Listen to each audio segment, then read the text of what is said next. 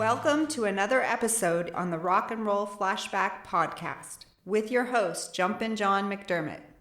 Thank you for that introduction, and welcome to Rock and Roll Flashback. I'm Jumpin John, and this podcast episode will be devoted to one of the most beloved American blues guitarists, B.B. King.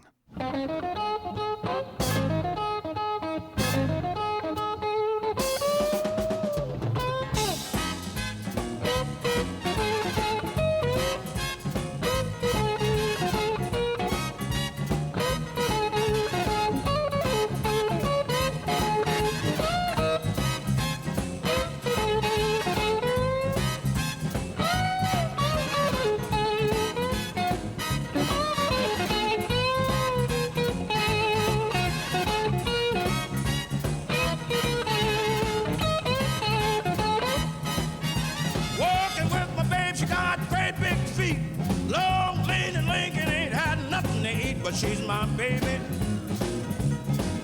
I love her just the same. Now I'm crazy about my baby, cause Caledonia is her name. Caledonia, Caledonia, what make your big head so hard?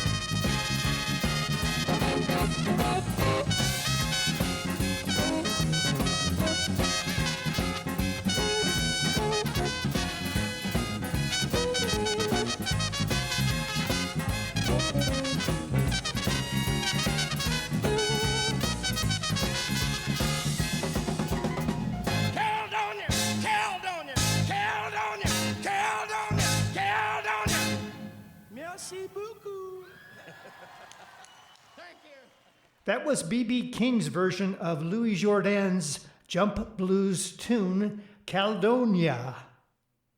Riley B. King was born in 1925 to sharecropper parents in Mississippi.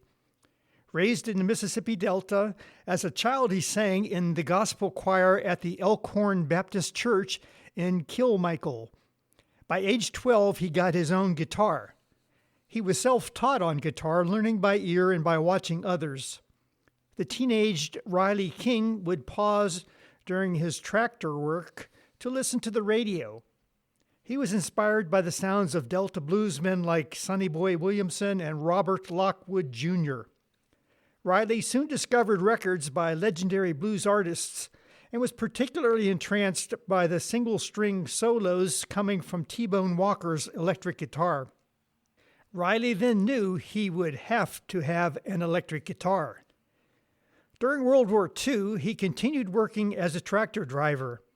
That job got him a deferment from military service during the war, since experienced farm hands were deemed essential at home.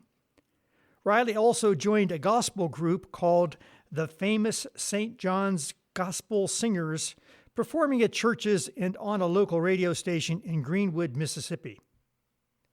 In 1946, Riley King hitchhiked with his guitar to Memphis, Tennessee. For 10 months, he lived with his cousin, Delta bluesman Bucka White.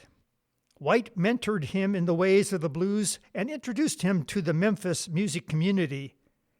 Riley's big break came in 1948 when he got a chance to perform live on a popular West Memphis radio program hosted by Sonny Boy Williamson. His performance on KWEM impressed the station's listeners and caught the attention of the local music scene. Soon he was landing steady gigs at the 16th Avenue Grill in West Memphis and was hosting a short weekly segment on black-run radio station WDIA in Memphis. WDIA was the first radio station in the South to cater entirely to a black audience. Riley's warm personality and smooth singing voice made him a natural on radio. His 10-minute segment was initially called King's Spot. It became so popular that WDIA expanded it into a longer show called the Sepia Swing Club. As his radio presence grew, Riley realized he needed a catchy stage name. At first, they called him the Beale Street Blues Boy. That was soon shortened to just Blues Boy King and eventually abbreviated to the iconic B.B. King. By 1949, B.B. King's popularity in Memphis had earned him a recording opportunity. He cut his very first record for Bullet Records in Nashville. That single was called Miss Martha King and was written for his first wife. Around this time, B.B. met Ike Turner. Turner recognized his talent and recommended B.B. to the Bihari Brothers of Los Angeles, who owned Modern Records and its RPM subsidiary.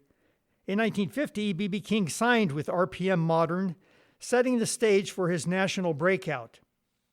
King assembled his band, known as the B.B. King Review, under the leadership of trumpet player Millard Lee. The band featured saxophonists, a pianist, a bassist, and a drummer for a full big band blues sound. Because B.B. never felt strong in chord strumming, he hired an arranger named Onzie Horn to assist with composition and chart arrangements. B.B.'s own guitar playing focused on improvisation with single-note leads, which would become his signature sound. His playing featured an expressive guitar voice that stood front and center, highlighted by bent notes and his unique shimmering vibrato. Soon he was performing live shows with a call and response between his singing voice and his guitar licks. With the Bihari Brothers producing, B.B. began recording blues singles that would soon climb up the R&B charts. In 1951, King recorded a mid-tempo blues number called 3 O'Clock Blues, and in early 1952, it shot to number 1 on the Billboard R&B chart. 3 O'Clock Blues stayed at the top of the R&B chart for 5 weeks, firmly establishing King as a new star in blues music. He followed it with a string of hits through the 1950s, songs that would become classics of electric blues.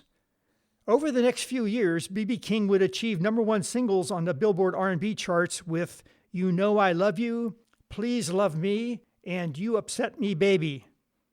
Other hits he had on the R&B charts included Woke Up This Morning, When My Heart Beats Like a Hammer, Every Day I Have the Blues, Sweet Little Angel, and many more. Here's an excerpt from a B.B. King live performance of Every Day I Have the Blues.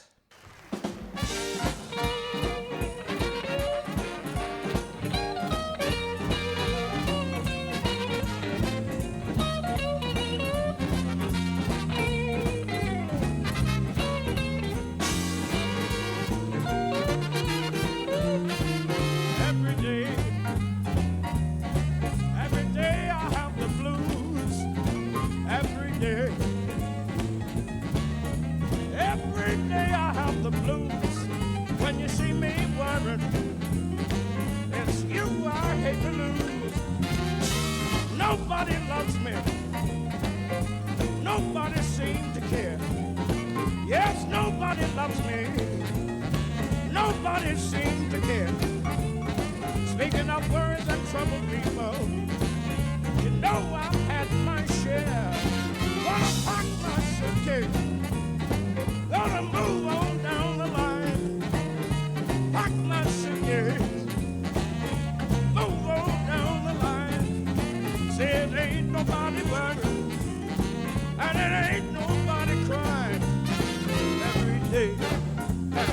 day, every day, every day, every day. Every day I have the blues. When you see me worried, it's you I hate to lose.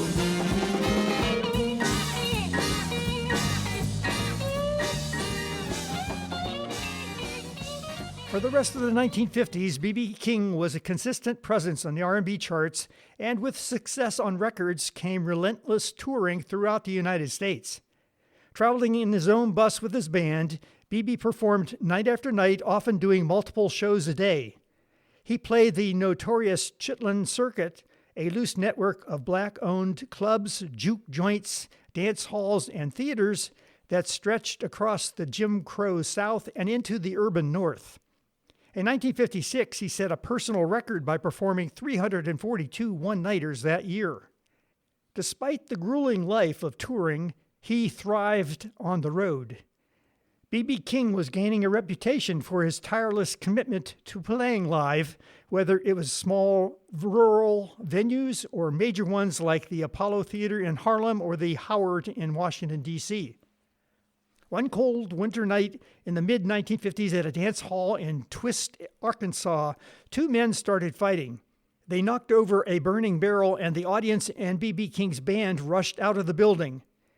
Realizing that he had left his beloved guitar in the burning building, B.B. recklessly ran back into the burning hall to rescue his instrument. The next day, B.B. learned that the brawl which started the fire was over a woman named Lucille. He was struck by the name and the circumstance and named his guitar Lucille so he'd remember to never do something that foolish again. From that point on, Lucille would adorn every one of B.B. King's Gibson guitars. In 1956, B.B. started his own small record label on Beale Street in Memphis. He called it Blues Boys Kingdom and began producing some local talent in Memphis. Between 1958 and 1974, he would have 10 more top 10 hits on the R&B chart, including Sweet 16, Chains and Things, and I Like to Live the Love. B.B. King's charm and professionalism set him apart from the competition. He ran his band with discipline, insisting on tidy appearance and punctuality. By the end of the 1950s, B.B. King was the undisputed king of the blues in the R&B world. In the early 1960s, B.B. King continued to record strong material and maintain a busy tour schedule, but the mainstream music industry's attention had shifted to soul, Motown, and rock and roll. He made a key business move in 1962 when he signed with ABC Paramount Records, giving him access to better distribution and promotion. Then on November 21st, 1964, B.B. King recorded a live show at the Regal Theater in Chicago. The resulting album, Live at the Regal, was released in 1965. Live at the Regal showcased B.B.'s onstage charisma as he bantered humorously between songs. The album was widely heralded as one of the greatest blues albums ever recorded and was ranked at number 299 in Rolling Stone's 2020 edition of the 500 Greatest Albums of All Time list. In 2005, Live at the Regal was selected for permanent preservation in the National Recording Registry at the Library of Congress in the United States. Here's an excerpt from B.B. King's version of Paying the Cost to Be the Boss.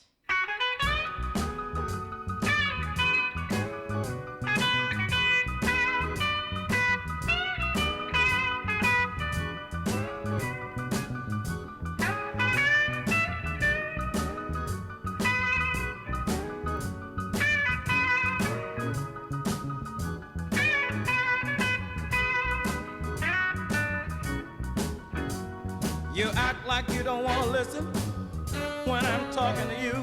You think you ought to do, baby, anything you want to do. You must be crazy, baby. You just gotta be out of your mind. As long as I'm paying the bill, woman, I'm paying the cost to be the boss. In 1967, B.B. King hired Sid Seidenberg as his new manager. Seidenberg recognized that young white musicians were openly idolizing and emulating the black blues pioneers. So Seidenberg began booking B.B. King at venues that previously catered almost exclusively to rock audiences. On February 26, 1967, at San Francisco's Fillmore Auditorium, King played to a predominantly white counterculture audience and received an enthusiastic reception from the crowd. Buoyed by this new audience, B.B. King's career entered a fresh chapter. In 1968, he played the Newport Folk Festival and went over brilliantly. The same year, the Rolling Stones invited him to be the opening act on their 1969 American tour, putting him in front of huge arena crowds of rock fans. B.B. King was suddenly the cool elder statesman whom all the rock stars wanted to hang out with and learn from. Then at age 43, B.B. King achieved what had eluded most of his blues contemporaries, a major crossover hit on the pop charts. He recorded a deeply soulful version of The Thrill Is Gone in June 1969 for his album Completely Well, released the same year. King's version was a slow 12-bar blues notated in the key of B minor in 4/4 time. Unlike his earlier raw blues hits, this track was given a lush arrangement with a dramatic string section accompanying BB's cutting guitar lines. Released by Bluesway Records in December 1969, The Thrill Is Gone became B.B. King's signature song, climbing into the top 20 of the Billboard Hot 100 and peaking at number 15 in 1970. It also reached number 3 on the Billboard best-selling soul singles chart. B.B. King's recording earned him a Grammy Award for Best Male R&B Vocal Performance in 1970 and a Grammy Hall of Fame Award in 1998. Rolling Stone would later rank King's version of The Thrill Is Gone at number 183 among the 500 greatest songs of all time. With the success of The Thrill Is Gone, B.B. King had firmly cemented his place as the world's most famous bluesman.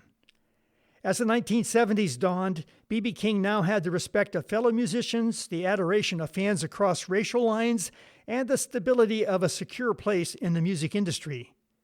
Viewed as an elder statesman of the blues, he nevertheless still performed with the energy of a man half his age.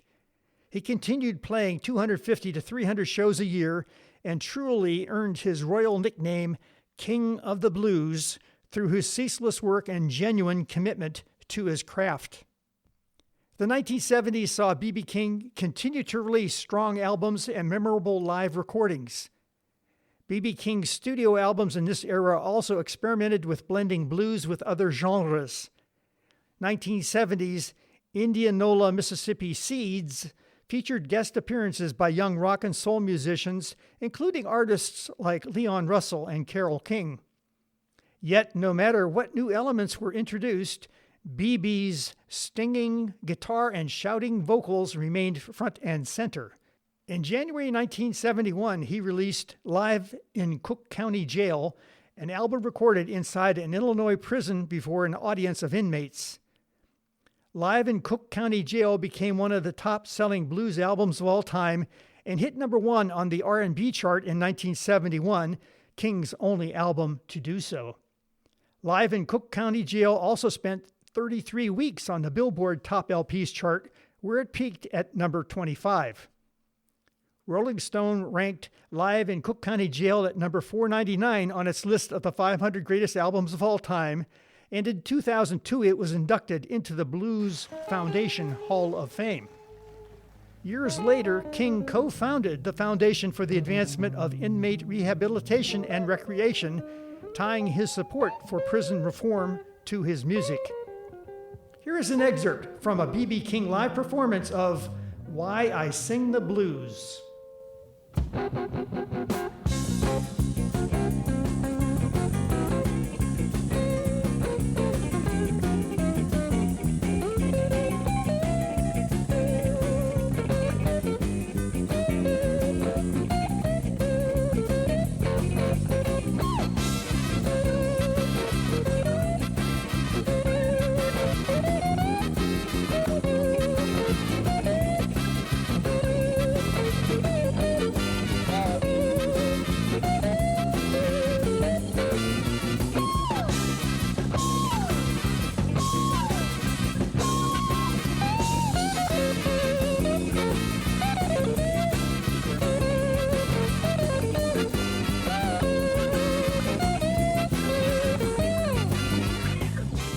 From the 1980s onward, he maintained a highly visible and active career, appearing on numerous television shows and sometimes performing 300 nights a year.